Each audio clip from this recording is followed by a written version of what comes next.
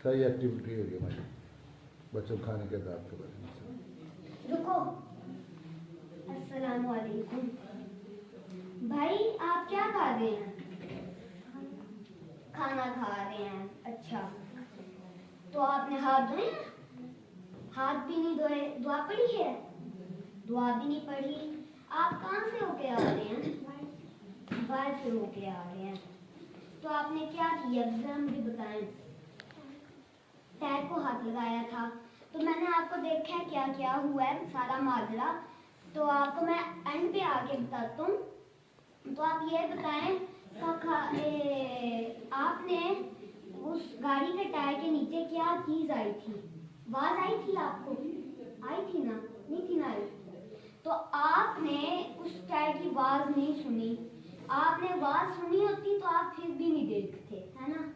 तो अगर आप, मैं खुदा ना खास्ता, उस गाड़ी के नीचे, टायर के नीचे सांप आया था, अगर मैं ना आके आपको उठा या रोकता या फिर मैं ना कुछ मना करता कि भाई ना खाना ना खाएं, तो आपका सोचें उस सांप के जहर से क्या हाल होता, बताएं।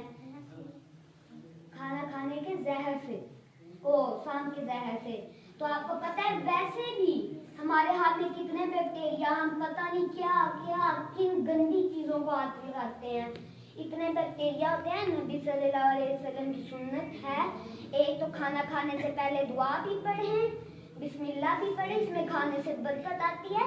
और दूसरी बात, साइंस रिसर्च से हमें ये भी पता लगता है कि बाहर की बैक्टीरिया हुआ में ही, आजकल इतने बैक्टीरिया कि हमें हाथ धोने चाहिए। और एक तो साथ में जहरीले, आपने हाथ भी नहीं धोए, हाथ धोने चाहिए, नबी सल्लल्लाहु अलैहि वसल्लम की सुन्नत है। और दुआ भी पढ़नी चाहिए। आइंदा आप दुआ पढ़ेंगे? और था मेरे भाइयों कि खाना खाने से पहले जो भी हो जाए हाथ जरूर धोने हैं, साबुन से हाथ धोने हैं, फिर बिस्मिल्लाह पढ़ के खाना खाने की दुआ पढ़ के खाना खाना चाहिए। इसमें अल्लाह ताला के हुक्म से खाने में बरकती आती है। अस्सलाम वालेकुम।